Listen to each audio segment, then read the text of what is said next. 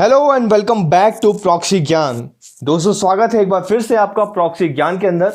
मैं हूं आपका दोस्त, आपका एजुकेटर, आपका मेंटर प्रकाश द्विवेदी। और आज हम डिस्कस करने जा रहे हैं एक न्यू सीरीज जिसका नाम है आर्टिकल्स।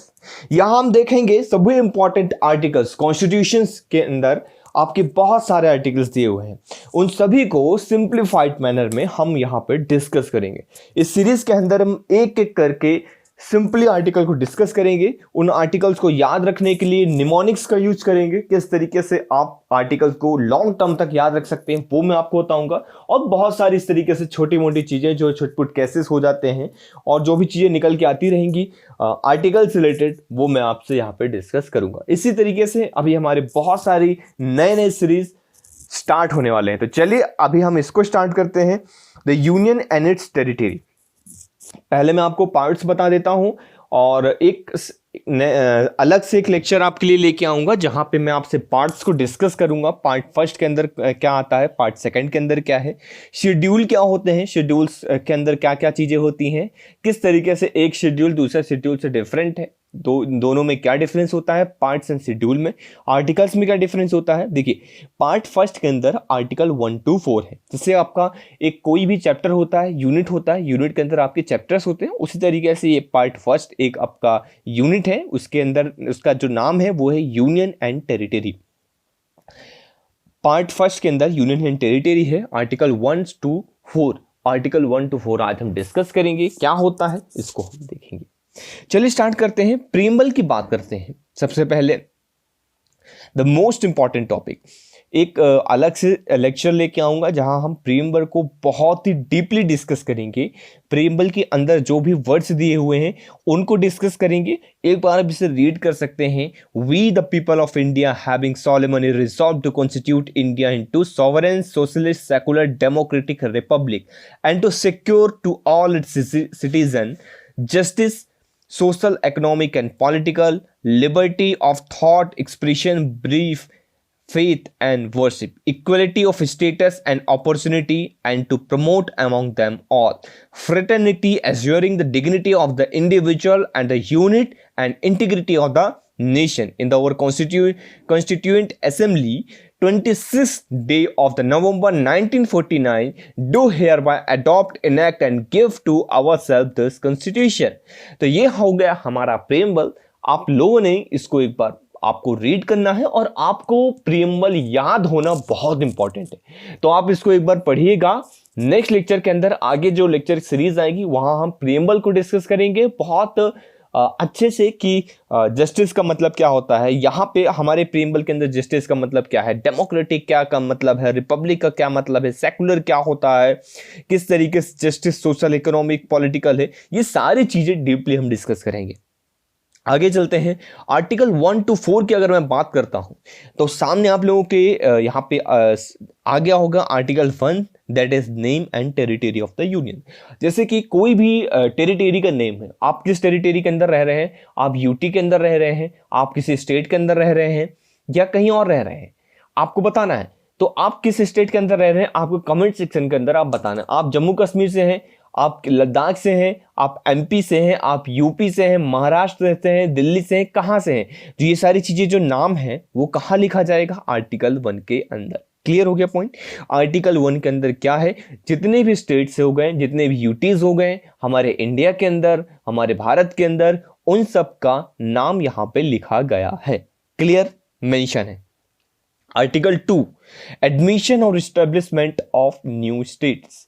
अगर कोई भी नया स्टेट बनता है या जुड़ता है तो वो आर्टिकल 2 के अंदर जुड़ेगा, मतलब आर्टिकल 2 के प्रोविजन से जुड़ेगा। आगे हम प्रोविजन देखेंगे कि इसको हम डिटेल में भी डिस्कस करेंगे। ये मत सोचिए कि सिर्फ मैं रीड कर दे रहा हूं और ये खत्म हो जाएगा। हम एक आर्टिकल को डिटेलिंग करेंगे, बिल्कुल डिटेल में डिस्कस करेंगे। Article 3 is formation of new state, alteration of area boundaries or name of existing states। अगर आप किसी भी स्टेट्स का नाम चेंज कर रहे हैं, क्लियर हो गया। अगर आप जैसे बॉम्बे का नाम पहले बॉम्बे था, अब मुंबई हो गया, है ना, इस तरीके से चेंज हो गया, और महाराष्ट्र हो गया, ठीक है। आप किसी भी स्टेट का नाम चेंज कर रहे हैं या फिर आप एरिया को अल्टर कर रहे हैं, बाउंड्री को चेंज कर रहे हैं, तो ये सारी चीजें जब अगर आप करते हैं तो वहां पे आर्टिकल 3 के अंदर ये चीजें आ जाती हैं। Clear?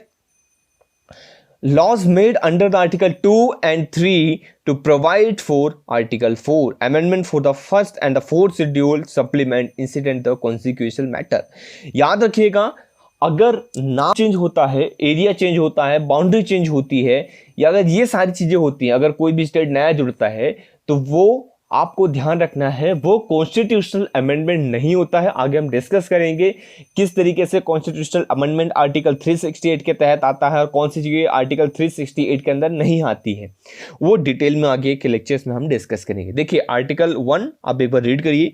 India that is Bharat, किस तरीके से लिखा हुआ? इंडिया जो कि भारत है, दोनों नाम हमने यूज किया है, इंडिया और भारत दोनों नाम हमने यूज किया है। शैल be the union of states. India क्या है हमारा इंडिया जो है स्टेट्स का एक यूनियन है, संगठन है। हमारा स्टेट जो, ऐसा नहीं कि स्टेट भग रहे हैं, फेडरेशन ऑफ स्टेट नहीं है, that is India is a union of state. Second point, the state and the territories there shall be the specified in the first schedule. First schedule के अंदर सारी चीजें मेंशन है। The territory of India shall compromise. जो territory of India, अगर आप कहेंगे कि ये इंडिया की टेरिटरी है, तो आप कैसे पता करेंगे? उसके लिए 3 पॉइंट्स हैं। टेरिटरी ऑफ स्टेट्स, या तो वो स्टेट्स की टेरिटरी होगी। यूनियन टेरिटरी स्पेसिफाइड, जो अगर कोई यूटी स्पेसिफाइड है तो वो हो जाएगा, या फिर सच अदर टेरिटरीज में बी एक्वायर्ड। अगर कभी फ्यूचर में जो एक्वायर्ड की जाएगी या किया होगा अभी तक, वो सारी चीजें इसके अंदर आ जाएंगी आर्टिकल 1 के अंदर।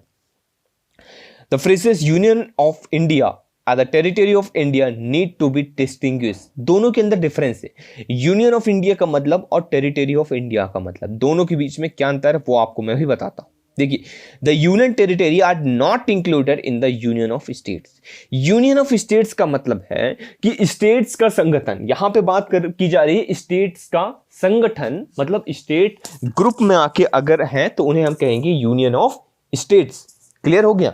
लेकिन हमने यहां पे टेरिटरी ऑफ इंडिया कह दिया है, दैट मीन्स यहां पे ऑल द टेरिटरीज, हमारी यूटी जैसे लद्दाख हो गया, जम्मू कश्मीर हो गया, दमन दीव वगैरह हो गया, ये सारे इसके अंदर, लक्षद्वीप वगैरह, ये सब इसके अंदर इंक्लूड हो जाएगा। क्लियर हो गया?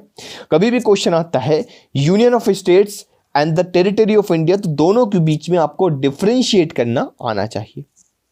आगे चलते हैं आर्टिकल 2 की ओर।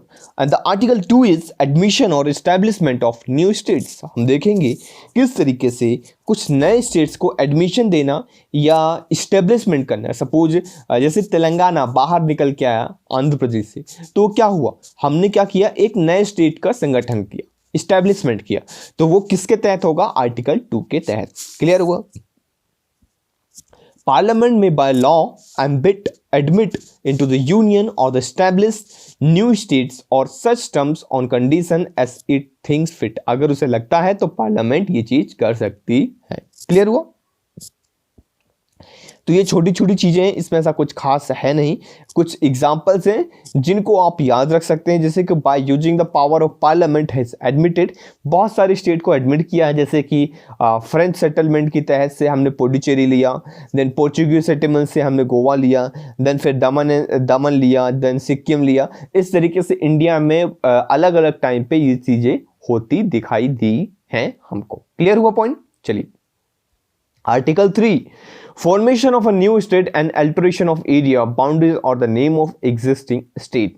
काफी इंपॉर्टेंट है। अगर आप किसी भी स्टेट की एरिया को चेंज कर रहे हैं, नया नाम दे रहे हैं और बाउंड्रीज को चेंज कर रहे हैं, दैट मीन्स आपको आर्टिकल 3 का यूज करना पड़ेगा। यस, चलिए पढ़ते। Form a new state by the separation of a territory from any state or by uniting 2 or more state or the parts of the state by unifying any territory to a part of any state। अगर आप कोई नया state बनाते हैं, जैसे तेलंगाना बनाए, वो किसके तहत आएगा? आर्टिकल 3 के अंदर। इंक्रीज ऑफ एरिया, अगर आप किसी भी स्टेट का एरिया इंक्रीज करते हैं तब वो इसके तहत आएगा। डिमिनिश करते हैं, कम करते हैं, तो इसका यूज होगा आर्टिकल 3 का। अल्टर करते हैं, बाउंड्री को चेंज कर देते हैं, तब आपको इसका यूज करना पड़ेगा आर्टिकल 3 का। नाम को चेंज कर देते हैं, अगर आप नेम ही चेंज कर देते हैं तो आपको इसका यूज करना पड़ेगा। क्लियर हुआ? Article 4, laws made under the article 2 and 3 to provide for the amendment of the first and the fourth schedule supplement to incidental consequential matter. जो आर्टिकल 2 और 3 के अंदर जो भी चेंजेस होंगे वो कॉन्स्टिट्यूशनल अमेंडमेंट नहीं कहलाएंगे, ये आपको याद रखना है। बहुत ज़्यादा कन्फ्यूजन होती है काफ़ी बच्चों में, काफ़ी स्टूडेंट्स में, ये हमको देखने को मिला है कि वो कंफ्यूज हो जाते हैं कि देखिए चेंजेस तो हो रहा है कॉन्स्टिट्यूशन के अंदर, that means it is a constitutional amendment. No, that's not a constitutional amendment. तो ये आपको अच्छे से याद रखना है, ये कॉन्स्टिट्यूशनल अमेंडमेंट नहीं है, क्योंकि ये आर्टिकल 3 और आर्टिकल 2 के तहत इनको स्पेशल पावर दी गई है चीज करने की, तो ये हमारा कॉन्स्टिट्यूशनल अमेंडमेंट नहीं होगा। क्लियर हुआ पॉइंट्स? तो ये सारी चीजें आगे के लेक्चर में हम एक लेक्चर में लेके आऊंगा जहां मैं शेड्यूल की बात करूंगा। क्लियर? और ये कॉन्स्टिट्यूशनल अमेंडमेंट जो मैंने आपको बता दिया, और सिंपल मेजोरिटी से ये होता है। देखिए अगर कॉन्स्टिट्यूशनल अमेंडमेंट अगर हो रहा है तो उसके लिए फिर तो स्पेशल मेजोरिटी चाहिए। और मेजोरिटी क्या होता है, डिफरेंस क्या होता है सिंपल मेजोरिटी में, और डिफरेंस क्या होता है स्पेशल मेजोरिटी में, ये आगे के लेक्चर में हम डिस्कस करेंगे जब हम आगे के नए नए आर्टिकल्स डिस्कस करेंगे। देखिए अगर आप इस लेक्चर सीरीज को अच्छे से फॉलो करते हैं then definitely at the end आपको ये देखने को मिलेगा सभी आर्टिकल आपको याद हो जाएंगे और रट जाएंगे। थोड़े टाइम बाद जब आपके कॉन्सेप्ट बन जाएगा तो मैं आपके लिए एक लेक्चर लेके आऊँगा जहां हम फटाफट निमोनिक्स के मदद से इन सबको रिवाइज करेंगे और याद करने की कोशिश करेंगे। क्लियर हुआ? तो आज का लेक्चर यहीं तक। Thank you very much for the discussion.